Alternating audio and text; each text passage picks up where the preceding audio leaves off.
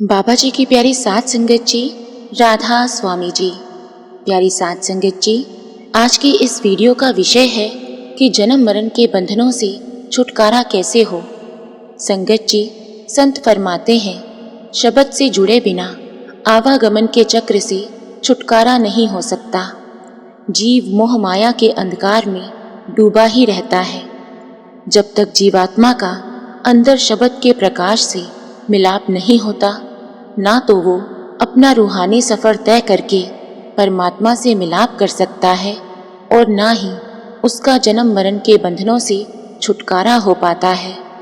परमात्मा की प्राप्ति के लिए संत अभ्यास की विधि सिखाते हैं, जिसके 3 अंग हैं, सुमिरन, ध्यान और भजन। हर मनुष्य निरंतर किसी न किसी चीज के बारे में सोचता रहता है, उसे याद करता रहता है।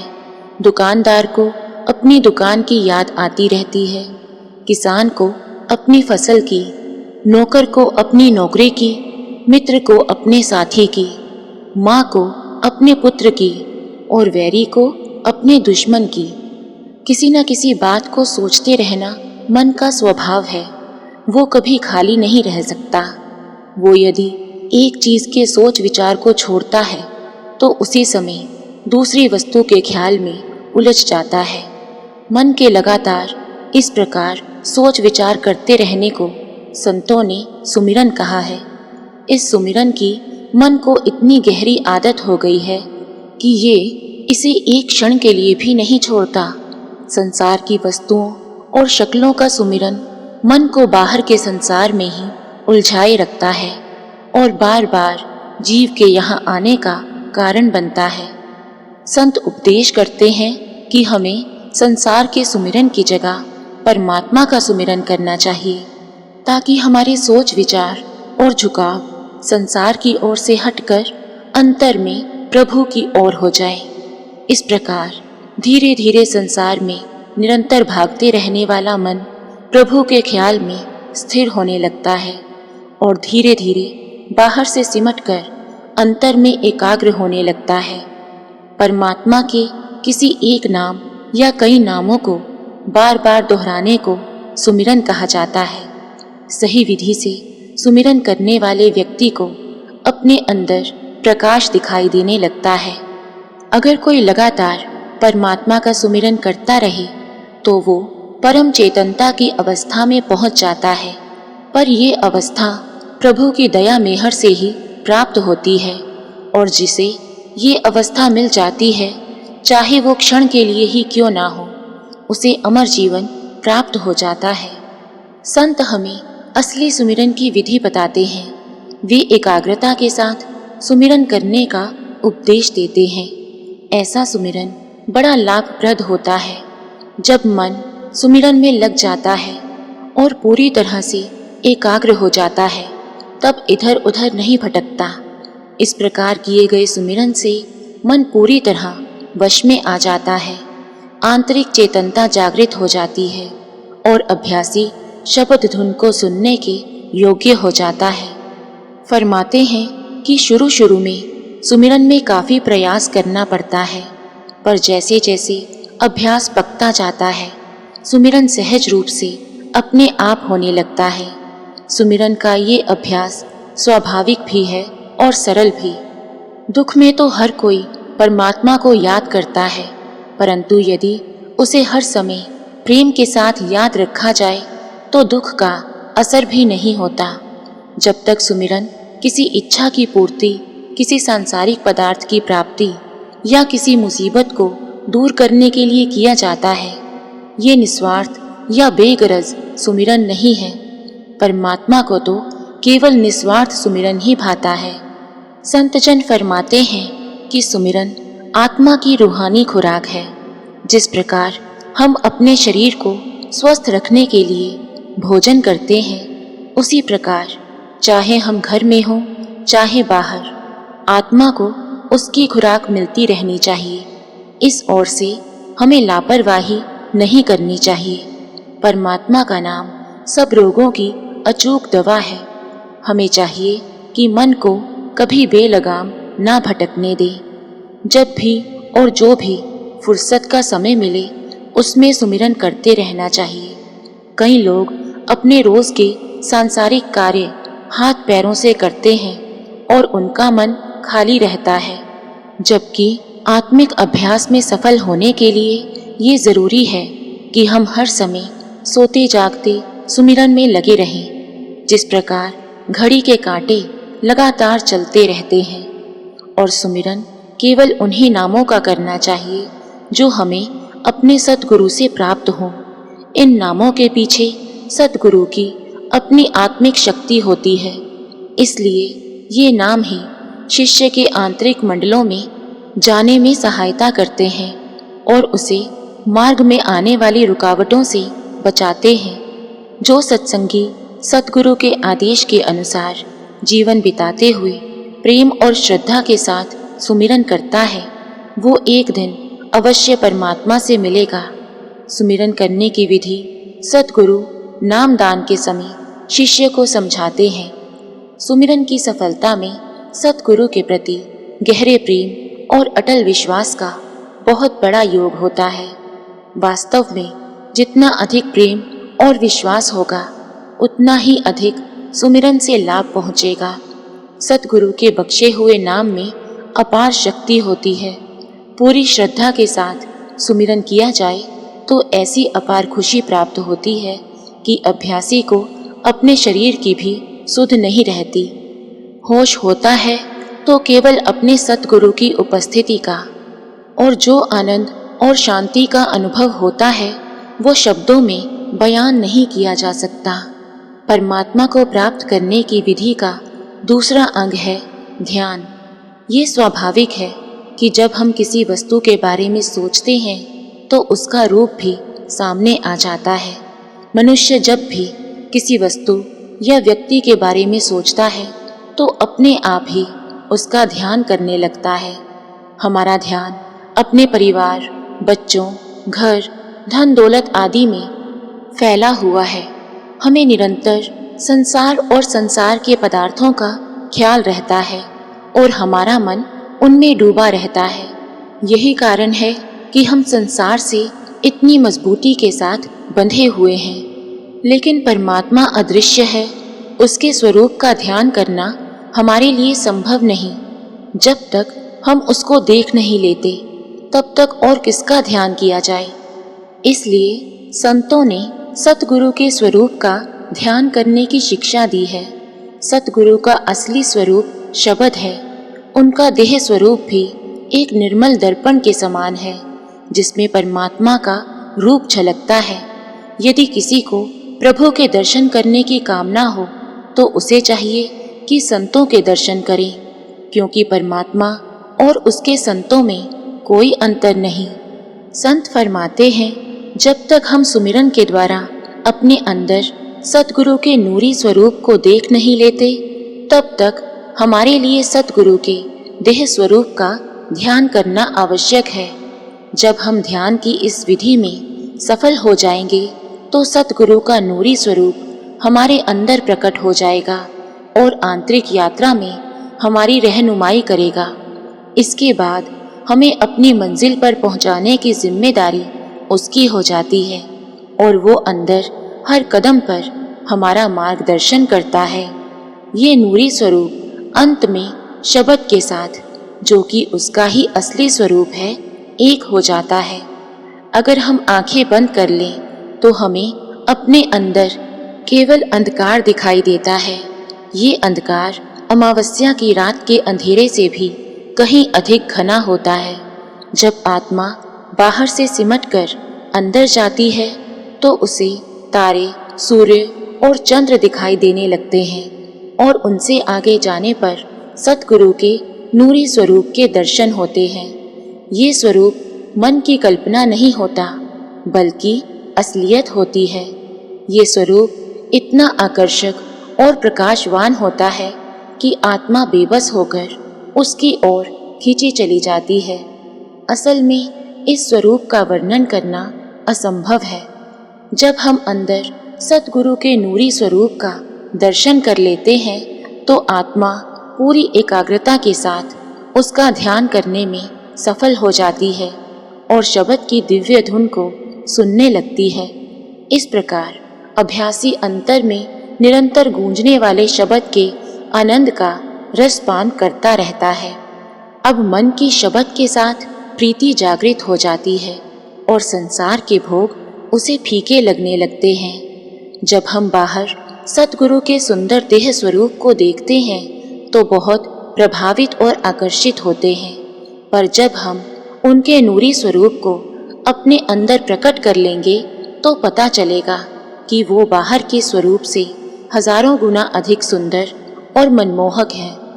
जब अंतर में सतगुरु का ज्योतिर्मय स्वरूप दिखाई दे तो अभ्यासी को चाहिए कि अपना ध्यान उस स्वरूप में लगाए रखे। ये ध्यान इतनी एकाग्रता के साथ करना चाहिए कि अभ्यासी खुद सतगुरु के शब्द स्वरूप में लीन हो जाए। इस प्रकार हम सतगुरु में लीन हो जाएंगे। सतगुरु पहले ही परमात्मा में लीन हो चुका है, सो हम भी परमात्मा में लीन हो जाएंगे। जहाँ आसा तहाँ बासा। जिस प्रकार हम सीढ़ी के बिना किले की दीवार पर नहीं चढ़ सकते, उसी प्रकार सतगुरु के ध्यान के बिना परमात्मा से नहीं मिल सकते। फरमाया जाता है कि सतगुरु का नूरी स्वरूप केवल पवित्र और निर्मल हृदय में ही प्रकट होता है। मैले या अपवित्र हृदय में उसका वास नहीं होता। सतगुरु का ये स्वरूप उसकी दया से ही प्रकट होता है।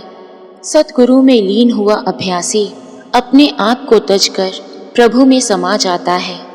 आत्मिक अभ्यास में सुमिरन और ध्यान के बाद भजन आता है। जब पूर्ण एकाग्रता से ध्यान सफल हो जाता है तब सुमिरन का उद्देश्य पूरा हो जाता है, और जब ध्यान पक जाता है तो शब्द की धुन अपने आप सुनाई देने लग जाती है।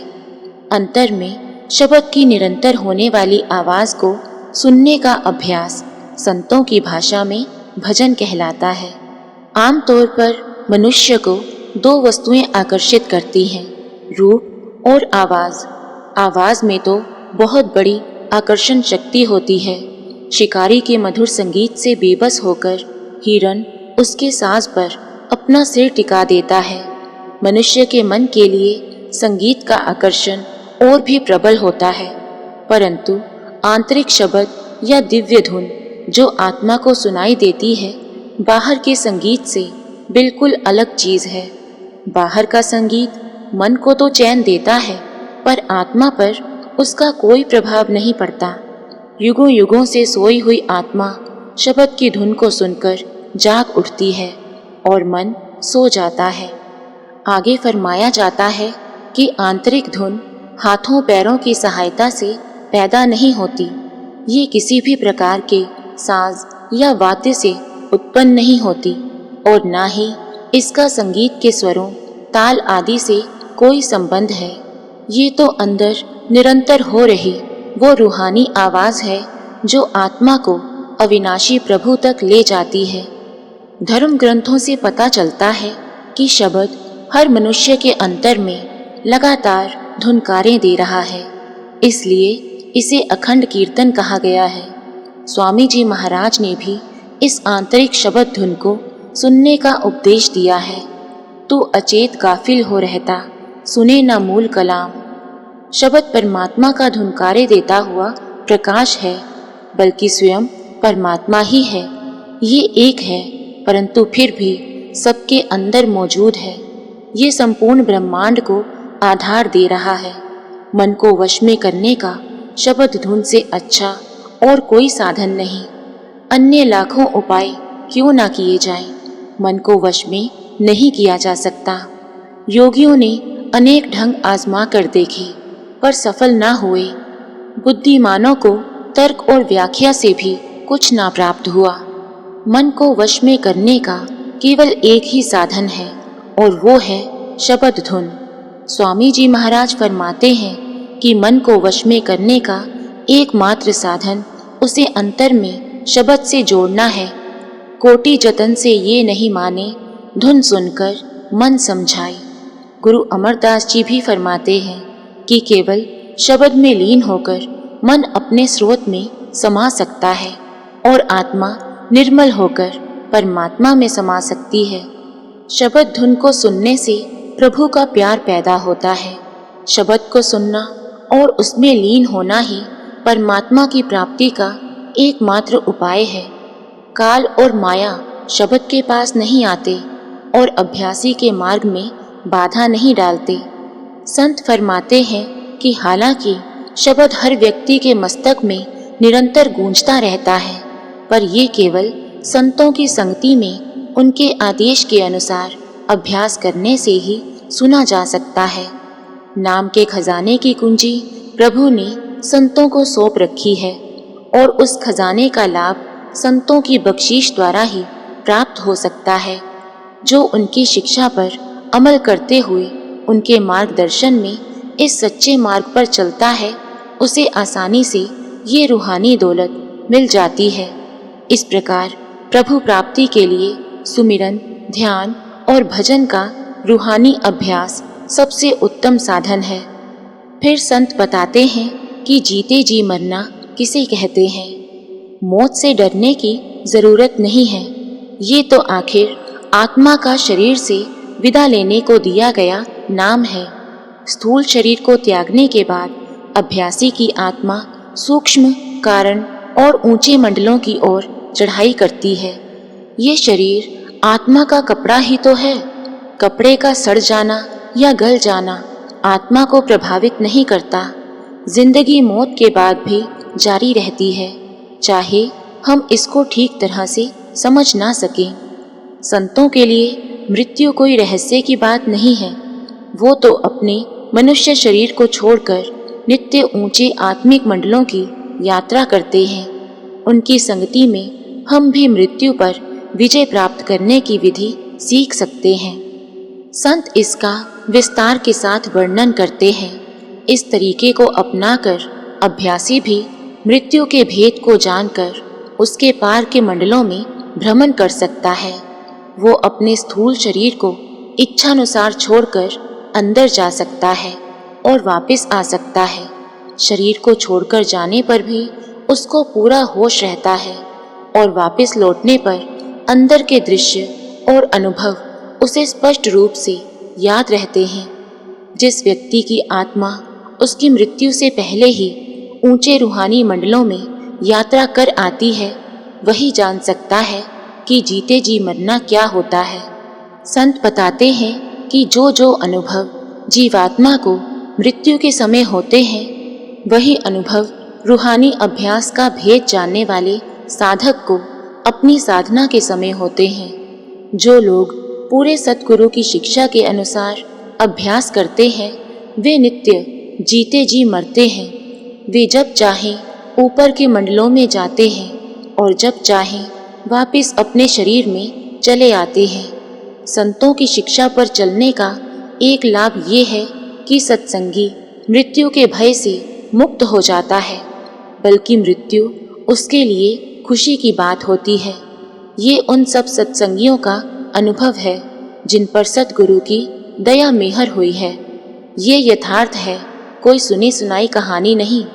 यदि जीते जी मरने का गुर सीख लिया जाए तो जन्म मरण के चक्र से छुटकारा पाया जा सकता है। असल में ये जीते जी मरना क्या है?